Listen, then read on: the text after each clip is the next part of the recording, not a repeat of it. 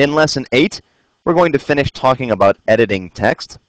We'll put to and from addresses at the top of our letter. I'll show you how to insert a line break instead of a paragraph break.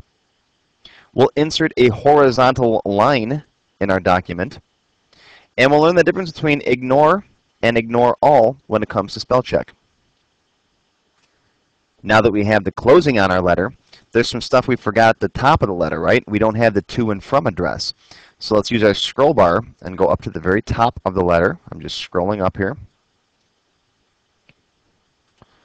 I want to insert some stuff in front of Dear Mr. Schwarzenoffer. So I'm going to click there in front of the word Dear and press Enter a couple of times. Enter, Enter. That'll give me some blank lines at the very top of my document. And I can use the arrow keys, the up and down arrow keys, to move up and down. So I'll use the up arrow key to move back up to the top of the document. Now let's type in our return address at the very top of the document. Richard Rost, Amicron Computing. Now I'm looking at this as I'm typing it, and I'm getting a paragraph break between each line, which has a lot of extra space around it. So what I'm going to use instead of a paragraph break is what's called a line break. I'm going to backspace over that. Let's get rid of that. And instead of pressing Enter after my name, I'm going to press Shift Enter. That means hold down the Shift key on your keyboard and then press Enter. Notice how that gives us a little bit less of a break there. It's called a line break. It's not a whole paragraph. It's just I want a new line of text. So now I'll continue typing in the name of my company, PCResale.net, Shift Enter. My address, 123 Main Street, Shift Enter, Buffalo, New York, 14202. And no, this is not a real address, so don't mail me anything. I'm going to press Enter after my return address. And wouldn't it be nice to insert a solid horizontal line right here? Watch this trick. I'm going to just press the hyphen button, hyphen, those are dashes, dash, dash, dash, dash, dash, a bunch of times, and then press Enter. And look at that.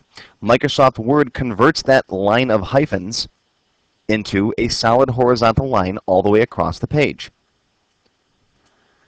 That's one of those neat autocorrect options that we're going to study more in a future class. Let's continue now by pressing Enter and typing in the recipient's address. So we have Mr. William Schwarzenoffer, Schwarzenhofer, Shift Enter. Oh, now look what happened. Microsoft Word is telling me that that name is spelled incorrectly. Notice down here I only spelled it with one N, and up here I spelled it with two N's. So be careful of that. I'll click right in here, press Delete to get rid of one of those N's, and then click down below. Oh, now wait a second. It's still showing as misspelled. Why is that? Well, before, when I right-clicked on Schwarzenoffer, I just picked Ignore. That means ignore only this word. Had I picked Ignore All, it would have ignored all instances of that word for the remainder of this document. So now I'm going to pick Ignore All, and anytime Word sees Schwarzenoffer, spelled that way, in the document, it will ignore it as a misspelling. So that's the major difference between ignore and ignore all. Let's finish Mr. Schwarzenoffer's address, P.O. Box 555, Shift Enter, Amherst, New York, 14226. Now all we need is to put the date in here. I'll press Enter, and then Enter again, and I'll type in July 1st, 2009.